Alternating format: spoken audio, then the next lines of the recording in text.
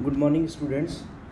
Last class में हमने ये देखा कि किस प्रकार से इलेक्ट्रॉनों का विन्यास परिवर्तन होने से कि एक कक्षक के अंदर कितने इलेक्ट्रॉन हैं उनको कितने रूप से अभिविन्यासित किया जा सकता है, उसके आधार पे माइक्रोस्टेट्स का निर्माण होता है। यदि वो सारी की सारी माइक्रोस्टेट्स सेम एनर्जी की हैं, these are the degenerated microstates, तो हम उस अभिविन्यास को या उस इलेक्ट्रॉनिक विन्यास को केवल एक ही इलेक्ट्रॉनिक स्पेक्ट्रोस्कोपिक स्टेट से प्रेजेंट करेंगे। जैसे कि हमने P1 केस में देखा कि 2p is the only term which define the 6 microstates having equal energy. Okay, so no problem. अब हमने बात करी कि if there is more than one electrons are present in a orbital, just like D2 configuration है, P2 configuration है, या मैं कह दूँ D8 है, D9 है, जो भी है, तो उसके अंदर sir there are so many type of microstates are present in this type of configuration. मतलब उसमें बहुत सारी प्रकार की जो है माइक्रोस्टेट्स एग्जिस्ट करती हैं। और चूँकि एक से अधिक प्रकार के इलेक्ट्रॉन या एक से अधिक इलेक्ट्रॉन उन ऑर्बिटल्स में प्रेजेंट हैं, इसलिए उनके बीच में रिपल्शन होगा। रिपल्शन होने से they have a different type of energy and divided in more than one type of terms. Just like अपन ने बात करी यहाँ पे P2 के लिए 3p 1d 1s 3 टाइप की ग्राउंड स्टेट्स आ रही हैं, D2 D8 के लिए 5 टाइप की आ रही हैं। अब अपने को आज बात करनी है कि इन 5 टर्म्स में से सबसे लोअर एनर्जी की टर्म कौन सी होगी। उन 5 टर्म्स में से या उस 3 टर्म्स में से या वो 2 टर्म, अगर एक ही टर्म आती है, जैसे P1 कॉन्फ़िगरेशन के लिए 2p is the term, okay no problem. जैसे 2p जैसे ये आ रही है P1 कॉन्फ़िगरेशन के लिए 2p एक टर्म आ रही है, तो ये तो ग्राउंड स्टेट ऑटोमेटिकली है क्योंकि एक ही एनर्जी टर्म है, इसलिए उसको अपन बोल देंगे। परंतु यदि एक से ज़्यादा टाइप की टर्म्स हैं तो उनमें से कौन सी होगी, तो अपन आज बात करेंगे determination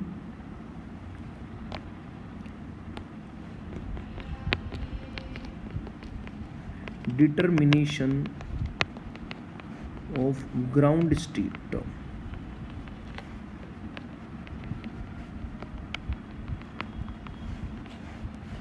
determination of ground state term, okay, ये हमने बात करनी है। अब देखिए इसमें 2 चीज़ें हैं। आपको ये मेरा जो बैकग्राउंड है वो समझ में आ गया कि यदि एक से अधिक प्रकार की माइक्रोस्टेट्स हैं और उनमें से कुछ माइक्रोस्टेट्स अलग ऊर्जा की हैं, कुछ माइक्रोस्टेट्स अलग ऊर्जा की हैं, तो उनमें से कौन सी जो टर्म है वो सबसे लोअर एनर्जी की होगी।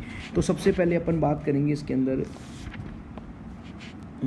थोड़ा सा मैं इसको नीचे कर लेता हूँ, ओके फाइन। पहले हम बात करेंगे अधिकतम बहुलता का नियम। बहुत सिंपल सी चीज़ है, मैं आपको एग्जांपल से समझाऊंगा।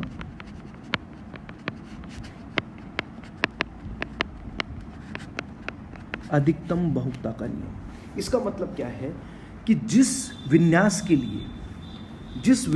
के लिए मल्टीप्लिसिटी बहुलता का मान सर्वाधिक होगा, वो टर्म जो है सबसे अधिक निम्न ऊर्जा की होगी। जिस इलेक्ट्रॉनिक अभिविन्यास के लिए बहुलता मल्टीप्लिसिटी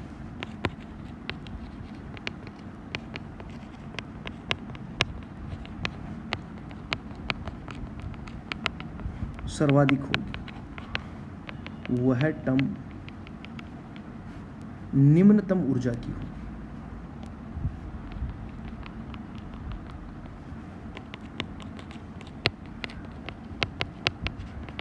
जैसे अपन एग्जाम्पल में बात कर सकते हैं, आपके सामने ये है।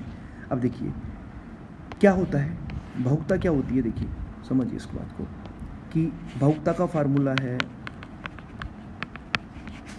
मल्टीप्लिसिटी बराबर 2s+1। अब यहाँ पे अगर s की वैल्यू 0 है, s की वैल्यू 1 है, s की वैल्यू 2 है, s की वैल्यू 3 है, s की वैल्यू 4 है, तो देखो 2s+1 से क्या होगा, 2 × 0 + 1 बराबर 1। यहाँ पे 2 × 1 + 1 बराबर 3। यहाँ पे 2 × 2 + 1 बराबर 5।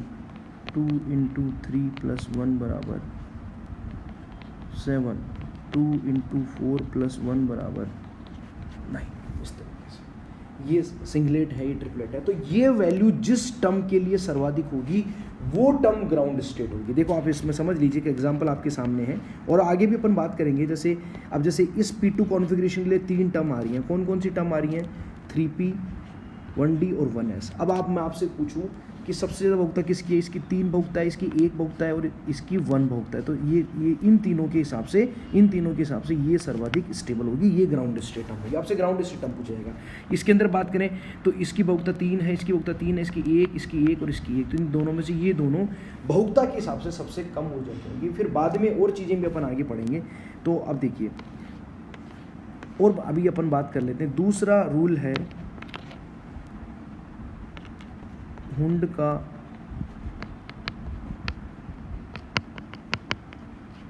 द्वितीय नियम। वो ये कहता है कि जिन टर्म्स की बहुगता समान होगी, जैसे भी आपने अभी देखा ना ऊपर वाले केस में कि 2 की बहुगता समान आ रही थी, बहुगता समान होगी उनके लिए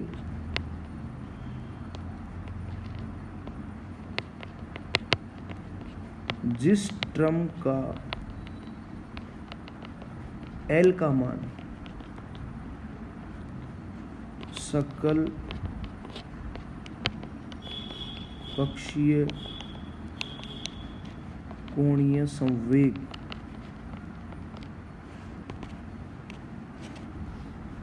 अधिकतम होगा,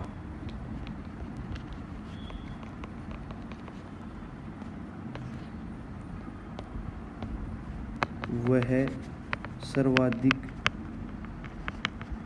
निम्न ऊर्जा की एवं सर्वाधिक स्थायी होगी।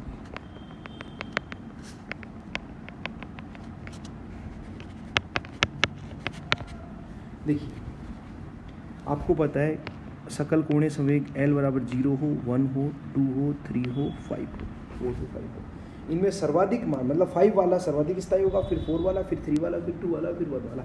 अब इसको प्रेजेंटेशन क्या टर्म्स क्या देते हैं? 0 को S, 1 को P, 2 को D, 3 को F, 4 को G, 5 को H। आइए इस तरीके से ये टर्म्स होते हैं। तो अब आप देख सकते हैं कि अगर मैं इसके लिए बात करूं तो देखिए यहाँ पहले मल्टीप्लिसिटी को देखना है। किसको देखना है? मल्टीप्लिसिटी को। यहाँ पे देखो इसमें मल्टीप्लिसिटी 3 है, इसमें 1 है, तो यहाँ तो आपको L देखने की जरूरत नहीं है। ये सर्वाधिक इसमें टर्म ग्राउंड स्टेट ये आप नहीं निकाल सकते तीनों। ये आपको निकालने के लिए तो आप MSc में पढ़ेंगे कि P2 के लिए कुल कितनी टर्म्स होंगी। वो कैसे निकालेंगे वो तो अपन आगे पढ़ते हैं जब MSc करेंगे। अभी अपने को केवल BSc लेवल पे केवल ग्राउंड स्टेट टर्म निकालनी है किसी भी विन्यास के लिए कि P2 के लिए ग्राउंड स्टेट टर्म क्या होगी। अब ये मैंने 3P 1D 1S तीनों कैसे निकाली ये अपने को यहाँ नहीं देखना है। ये तो मैंने एक आपको समझाने के लिए बताया कि ऐसे रिपोर्टेड होती हैं। ये निकालना अपन जब पोस्ट ग्रेजुएट क्लासेस में देखते हैं। तो यहाँ पे मैं आपसे पूछूं कि तीनों में से सर्वाधिक स्थायी कौन सी ग्राउंड स्टेट टर्म होगी, तो ये तो पहले नियम से क्लियर हो रहा है क्योंकि इसकी बहुगता 3 है इसलिए ये ग्राउंड स्टेट टर्म होगी। अब D2 में देखिए 3F 3P 1G 1D 1S। अब बहुगता के नियम के अनुसार इसकी बहुगता 3 है, इसकी बहुगता भी 3 है, इन तीनों की 1 है, इसलिए ये दोनों सर्वाधिक स्थायी होंगी। अब चूंकि दोनों में से सर्वाधिक स्थायी कौन सी होगी क्योंकि ग्राउंड स्टेट तो केवल एक ही टर्म होती है। तो यहाँ पे आप देख सकते हैं कि इसके लिए L का मान F है, इसका मान P है। तो आपको पता है F कब होता है जब L का मान क्या होता है 3 होता है, और P कब होता है जब L का मान 1 होता है। तो सर्वाधिक ज़्यादा L का मान किसके लिए होगा? 3F। तो अपन ये कह सकते हैं कि आप देख लीजिए यहाँ पे कि P2 के लिए ग्राउंड स्टेट टर्म जो है वो क्या हो जाएगी 3P, और D2 के लिए हो जाएगी 3F। ये ग्राउंड स्टेट टर्म। अब अपन यहाँ तो ये 3 दे रखी थी इसलिए अपन ने निकाली। अब अपन किसी के लिए भी कैसे निकालेंगे, तो आपको क्या करना है, कोई भी कॉन्फ़िगरेशन होगा, देखिए आगे मैं आपको बताता हूँ।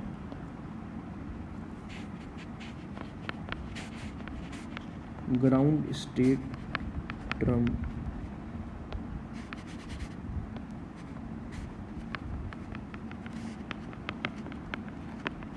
कैलकुलेट करना। इसके लिए क्या करना है, पहला रूल ये कहता है, सबसे पहले रूल क्या है कि सभी इलेक्ट्रॉनों को, उस विन्यास में उपस्थित सभी इलेक्ट्रॉनों को एक ही स्पिन में प्रेजेंट कीजिए, मतलब अयुग्मित, जिससे कि n का मान अयुग्मित इलेक्ट्रॉनों की सबसे संख्या ज़्यादा है। मैं अधिकतम अयुग्मित इलेक्ट्रॉन,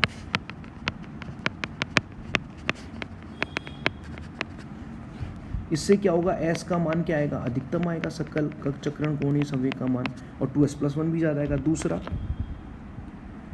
इलेक्ट्रॉन्स उन कक्षकों में जाएंगे, मैं आपको एग्जांपल दूंगा तो क्लियर होगा, लैंग्वेज से समझ में नहीं आएगा, जिनमें कुल या मैं कह दूं सकल L का मान अधिकतम हो। एग्जाम्पल देखिए, आपको समझ में आ जाएगा। मतलब देखिए कैसे, सपोज कीजिए, मैं आपको एक एक एग्जाम्पल से शुरू करता हूँ।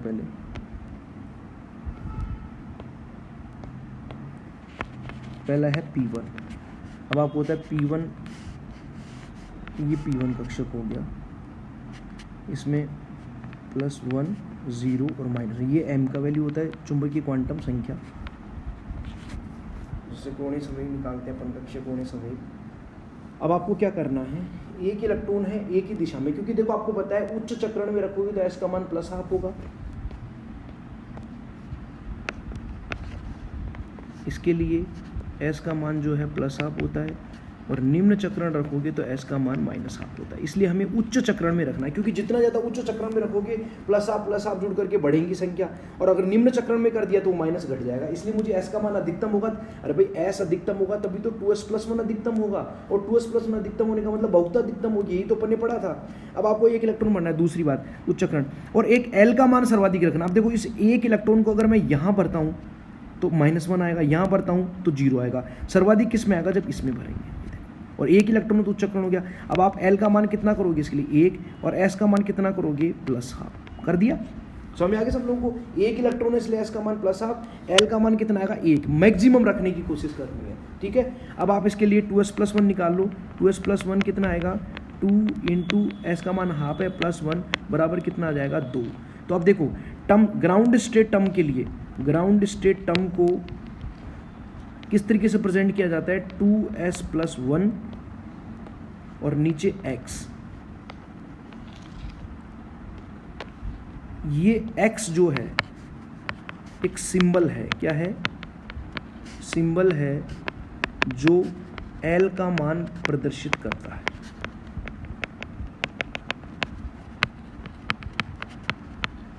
(2s+1) बहुपता को प्रदर्शित करता है।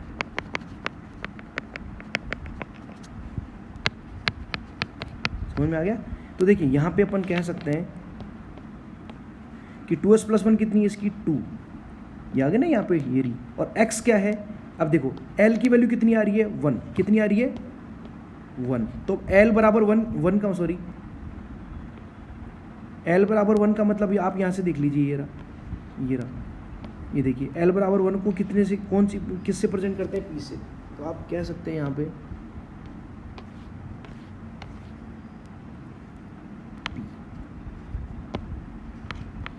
ये ग्राउंड स्टेट टर्म आ गई, इसके लिए P1 कॉन्फिगरेशन सीधा निकाल सकते हैं। अभी ऐसे देखिए, मैं आपको दूसरा एग्जांपल देता हूँ P2 के लिए।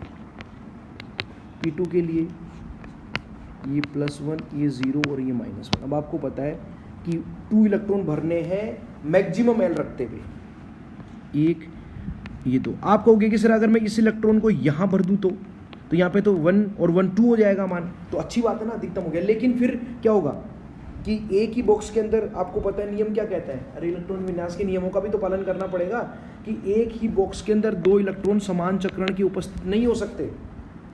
कैसे होने चाहिए, विपरीत, ऐसे नहीं लिखे जा सकते।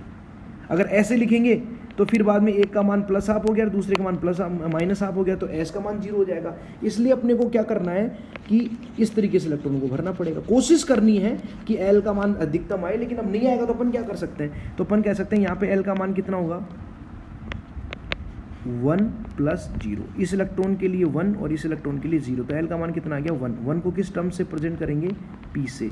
अच्छा S के लिए देखो, इसकी इलेक्ट्रॉन के लिए हाफ है प्लस का, और इसके लिए भी कितना है, हाफ है, तो कितना हो गया, 1 हो गया।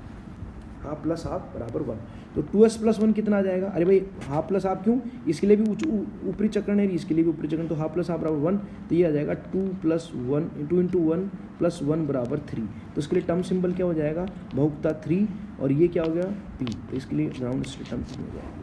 अब आप नेक्स्ट क्लास में P3 P4 P5 P6 सब के लिए निकाल के देखिए, और कल मैं आपके सामने डिस्कस करूँगा। और बाकी कल आप एक बार इसको होमवर्क के रूप में करिए, P3 का GS निकालो, P4 का निकालो, P5 का निकालो, D1 का निकालो, D2 का निकालो, और फिर कल क्रॉस चेक करते हैं। Thank you.